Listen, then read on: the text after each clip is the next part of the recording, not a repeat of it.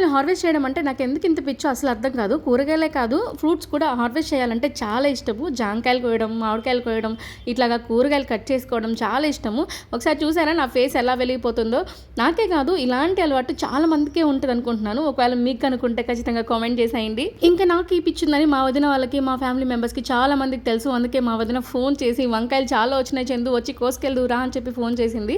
ఇంకా వెంటనే మనం ఆగుతామా, వచ్చేసి వంకాయలు కట్ చేసుకున్నాను. అలాగే ఈ తమలపాకు చెట్టు చూసారా? కానీ నా దగ్గర ఎంత పెద్ద తమలపాకు పొదున్నా సరే బయటకి ఎక్కడికైనా వెళ్తే తమలపాకు మీద ఎంత ప్రేమ అంటే చూస్తూ అలా ఉండిపోతాను.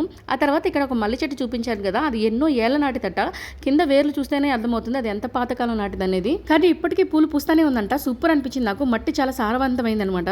ఆ తర్వాత మిద్దెక్కి వదిన నా కోసం మామిడికాయలు కోయడం స్టార్ట్ చేసింది. ఆల్రెడీ తోటల్లోకి వెళ్ళి ఎన్ని కాయలు కోసానో అయినా కానీ నాకు తృప్తి తీరదనమాట ఈ హార్వెస్టింగ్ లో. ఇంకా వదిన కోసి వేస్తూ ఉంటే నేను కవర్ లో వేసుకుంటూ ఉన్నాను. మొత్తం అన్ని జవురుకొని ఒక కవర్ కేసుకొని ఇంటికి తీసుకొచ్చేసుకున్నాను కూడా. ఇలాంటి హార్వెస్టింగ్ ఇష్టమైతే ఖచ్చితంగా లైక్ చేయండి. అలాగే మీతో నెల్లు రమ్మని లైక్ చేసి సబ్స్క్రైబ్ చేసేయండి.